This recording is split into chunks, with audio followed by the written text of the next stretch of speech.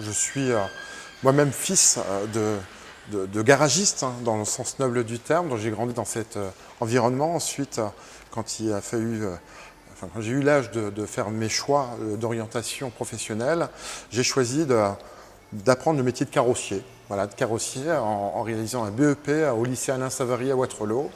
Et ensuite, évidemment, ça a été une succession de stages dans divers garages.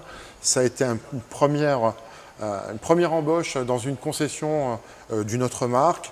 Et très vite, l'idée de pouvoir proposer moi-même, en fait, et finalement suivre le même chemin que celui de mon papa à l'époque, a été très vite...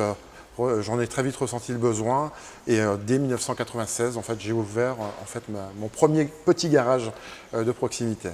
Et ensuite, vous avez pu évoluer Exactement. au fur et à mesure du temps. Ensuite, j'ai vraiment évolué parce que ma formation initiale, je vous l'ai dit, c'était carrossier. Mais quand on ouvre un garage, on ne fait pas que de la carrosserie. Il faut bien s'adapter aux besoins. Et d'ailleurs, j'estime que ce métier de concessionnaire, aujourd'hui, que j'essaye de vous faire découvrir, c'est aussi finalement répondre à une série de besoins qui évoluent en permanence.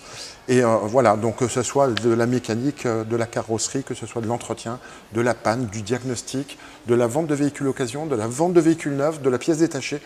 Dans une concession, il y a plein de petits métiers qui y sont représentés. On essaye d'être en tout cas au plus près des besoins en permanence. Quels ont été vos obstacles? Le premier des obstacles, c'est de pouvoir trouver un modèle économique qui, quelque part, convienne un peu à tout le monde. C'est-à-dire avoir des prix suffisamment attractifs pour ne pas être trop cher envers les clients, etc., qui viennent chez nous, mais avoir un modèle qui permette d'assumer finalement le fonctionnement global de la concession.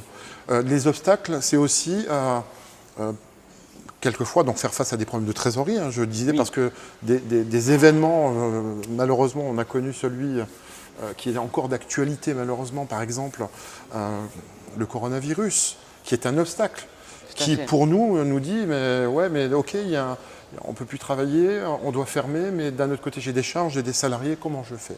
Et quels vont être les obstacles de demain? Il faut aussi pouvoir les anticiper.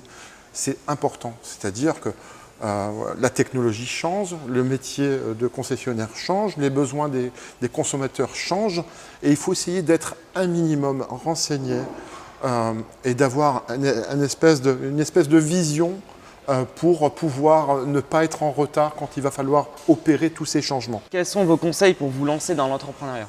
D'essayer de prendre un maximum d'informations. Il ne suffit pas de dire j'ai envie d'être concessionnaire. C'est quoi être concessionnaire? Quels sont les métiers qui sont représentés? Il y a de la mécanique, il y a de la carrosserie, il y a du magasinier, il y a de l'accueil client, il y a les vendeurs occasion, vendeurs neufs, il y a du marketing, vraiment il y a un tas de sujets. Déjà, lequel m'intéresse? Oui. Pourquoi j'ai envie de le faire? Je pense que la raison première doit être quand même la passion.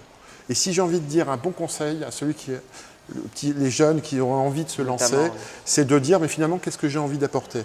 Et il faut que les questions qu'ils se posent soient toujours en réalité qu'est-ce que le client attend? Quels sont également vos critères de recrutement? L'envie, l'assiduité et la passion. Mais au-delà des métiers de l'automobile, c'est si vous avez envie, encore une fois, de vous lancer, allez au contact, renseignez-vous et allez-y, croyez en votre chance, quel que soit votre milieu social, quel que soit d'où vous venez, où vous habitez et tout le reste. Je pense que c'est un métier où il y a encore beaucoup de possibilités, il y a encore beaucoup de besoins dans les filières automobiles. Voilà, donc n'hésitez pas, allez-y à fond.